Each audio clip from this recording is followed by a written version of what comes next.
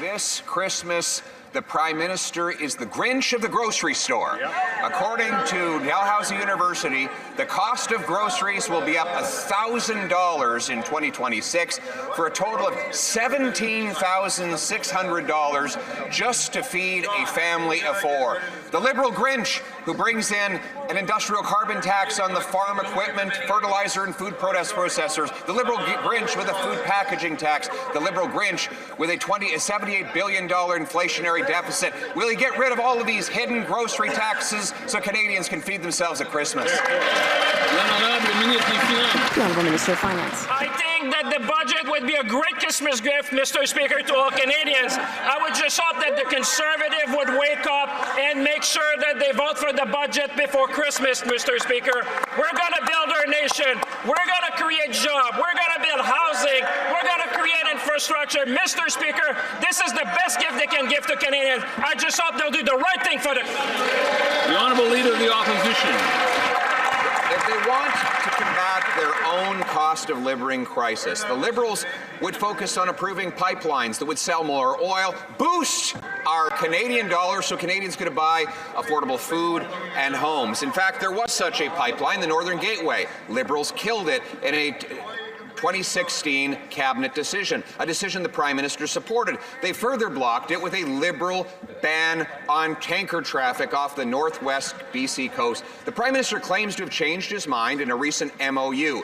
So will he be able to change the minds of fellow Liberals and vote for his own MOU and allow a pipeline to the Pacific? The Honourable Minister of Natural Resources. Mr. Speaker, it's a sad day because the Conservatives are divided.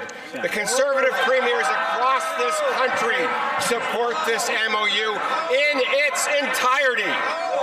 The Leader of the Opposition is seeking to divide this country, and we can see through that cynical tactic. The MOU is about building a strong country. It's about doing it in an environmentally responsible way in partnership with Indigenous peoples.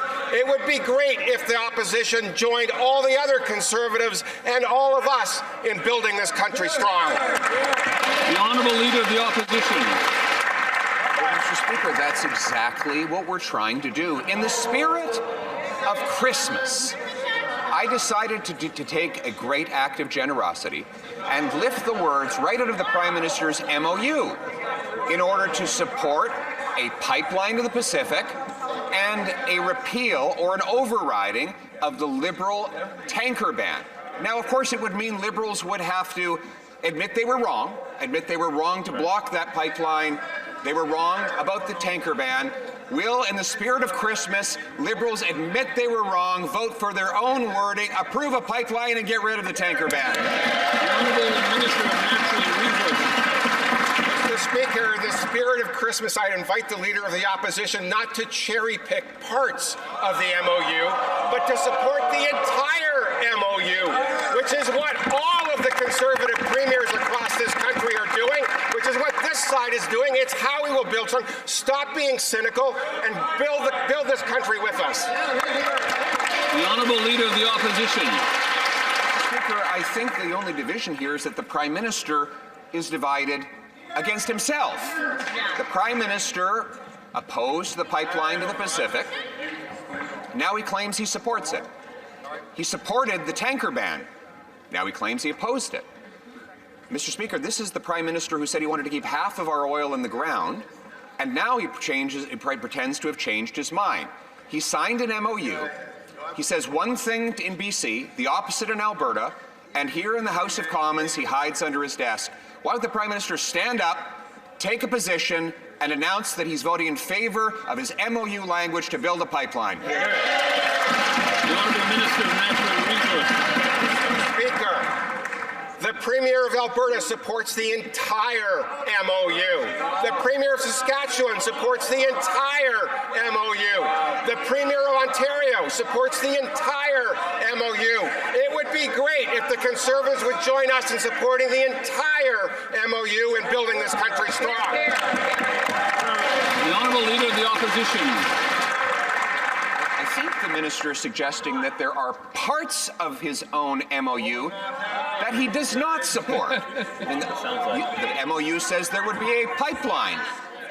to the Pacific. I took the wording right out of the agreement, that there would be an overriding of the tanker ban. I took the wording for that right out of the MOU. And now the Prime Minister is hiding under his desk.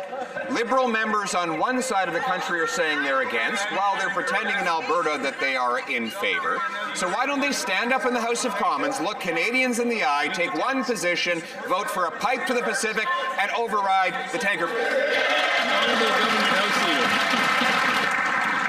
Well, Mr. Speaker, the Prime Minister and all of us and all Conservative premiers and most people in this country supports every part of that MOU, Mr. Speaker. What's more, the Leader of the Opposition stands in his place and says to the people of Alberta, you know what? That little thing that they said was progress for our province, that made us a leader in renewable technologies, made us a leader in nuclear energy, made us a leader in interties, made us a leader in conventional electricity, that's all off. I just want this one thing.